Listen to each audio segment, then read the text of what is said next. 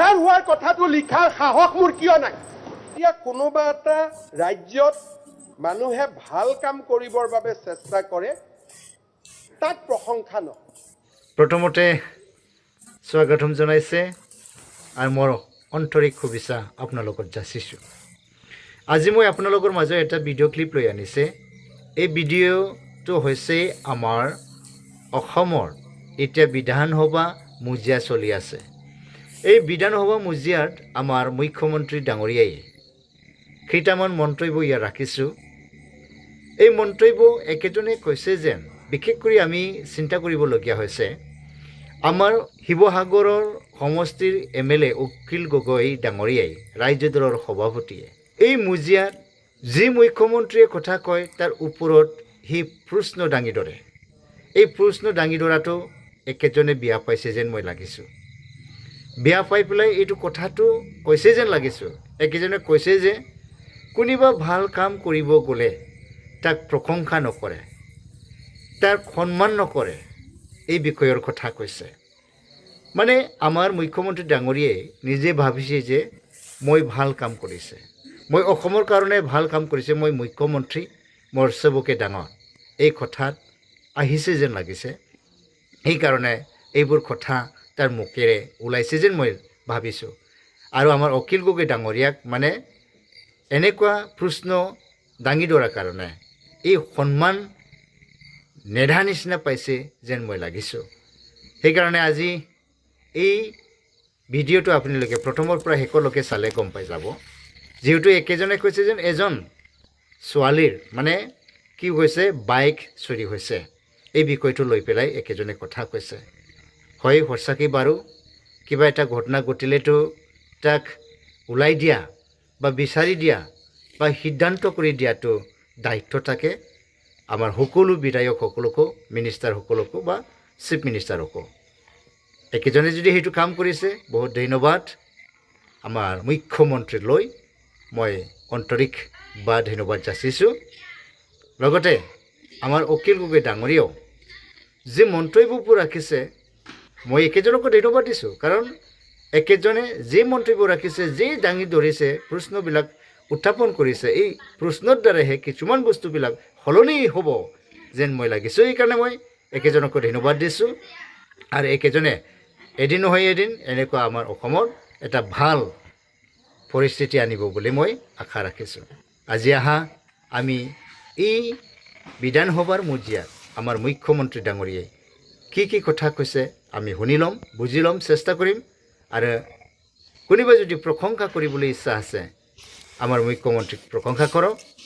আৰু কোনোবাই যদি প্ৰশংসা কৰিবলৈ ইচ্ছা নাই, আপোনালোকেও চিন্তা কৰিবা, বুজি ল'বা কি ধৰণৰ প্ৰশংসা কৰিব লাগে বা কি ধৰণৰ আমি ধন্যবাদ দিব লাগে বা সন্মান কৰিব লাগে। এজন আমাৰ অসমৰ মুখ্যমন্ত্ৰী হিচাপে আমি সন্মানো জনাব লাগিব। কাৰণ একেজনে এতিয়া অসমখন চলাই আছে, অসমখন চাই আছে চাৰিওফালে দিশত। সেইকাৰণে তাক আমি প্ৰশংসাও কৰিব লাগিব। সেইকাৰণে অনুৰোধ কৰিছোঁ সকলোলৈ এই ভিডিঅ'টো চাবি ভালকৈ আৰু বুজি ল'বি। আৰু একেজনক ওপৰত আপুনি কি ক'বলৈ ইচ্ছা হৈছে ক'ব পাৰিব। আমি একেজনৰ বিষয়ত কি কথা কৈছে আমি শুনি লওঁ। বাইকখন কোনে চুৰি কৰিছিল? আশ্ৰাফুল দেৱান, মহম্মদ আব্দুল জব্বৰ দেৱানৰ ল'ৰা, ফকীৰগঞ্জ ধুবুৰী। দ্বিতীয়জন কোন আছিল? ফিৰোজ কাজী, বাল্টাবাৰী, ফকীৰগঞ্জ ধুবুৰী। এজ ইউজুৱেল উদ্ধাৰ হোৱাৰ কথাটো লিখাৰ সাহস মোৰ কিয় নাই?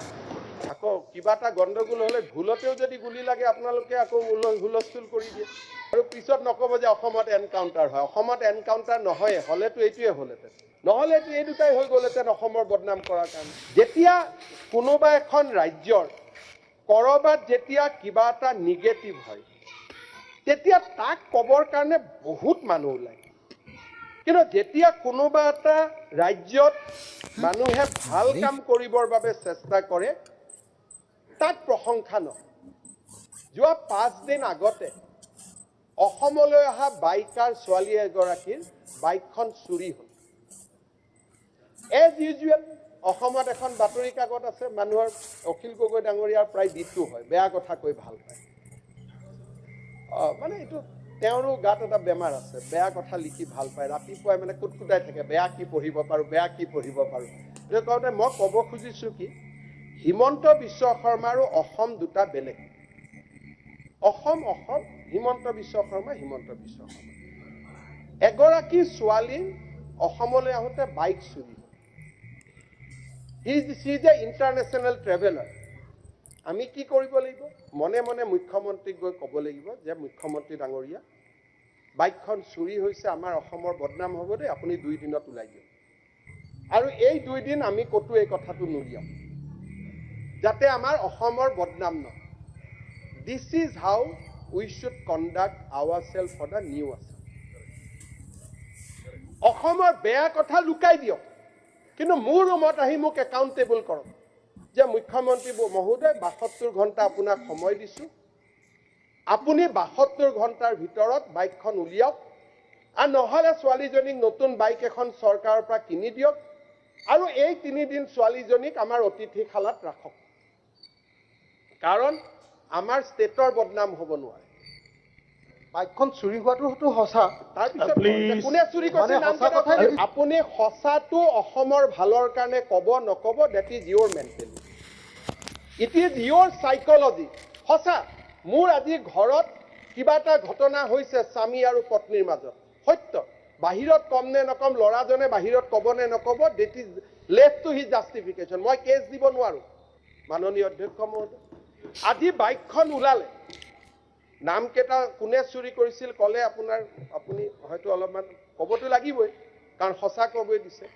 অধ্যক্ষ মহোদয়, বাইকখন উদ্ধাৰ হোৱাৰ কথাটো হেডলাইন কিন্তু নক'ব। যদি চুৰি হোৱাৰ কথাটো হেডলাইন কৰাৰ মোৰ সাহস আছে, উদ্ধাৰ হোৱাৰ কথাটো লিখাৰ সাহস মোৰ কিয় নাই?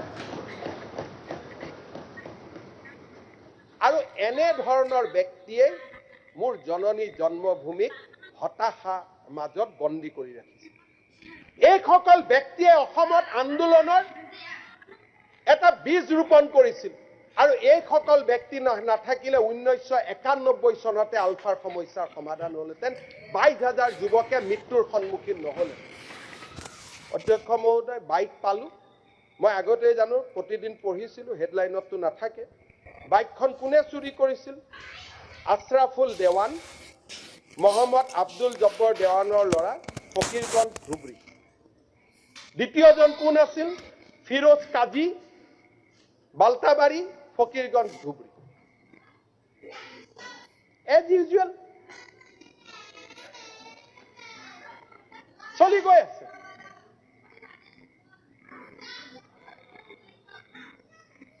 আকৌ কিবা এটা গণ্ডগোল হ'লে ভুলতেও যদি গুলি লাগে, আপোনালোকে আকৌ হুলস্থুল কৰি দিয়ে।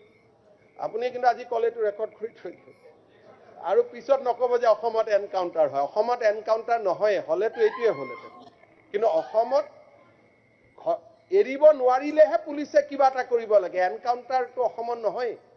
নহ'লেতো এই দুটাই হৈ গ'লহেঁতেন অসমৰ বদনাম কৰাৰ কাৰণে। আমি এইবিলাক কৰাৰ প্ৰশ্নই নুঠে, আমি আইনৰ মাজেদি লৈ গৈ শাস্তি দিম। মাননীয় অধ্যক্ষ মহোদয়, মই বিশ্বাস কৰোঁ অসমৰ নতুন প্ৰজন্মই আন্দোলন বিবৰ্জিত পৰিৱেশত অসমক উন্নয়ন, বিকাশ আৰু এক জীৱন্ত অসমক, অকল কংক্ৰিটৰ অসমক নহয়, য'ত আত্মা আছে, য'ত শৰীৰ আৰু আত্মাৰ মাজত সমন্বয়, তেনেকুৱা এখন অসমৰ বাবে আজি প্ৰস্তুত কৰিছে। বিধায়ক হিচাপে আমাৰ দায়িত্ব সেইখন অসমক যাতে আমি সমৰ্থন কৰোঁ।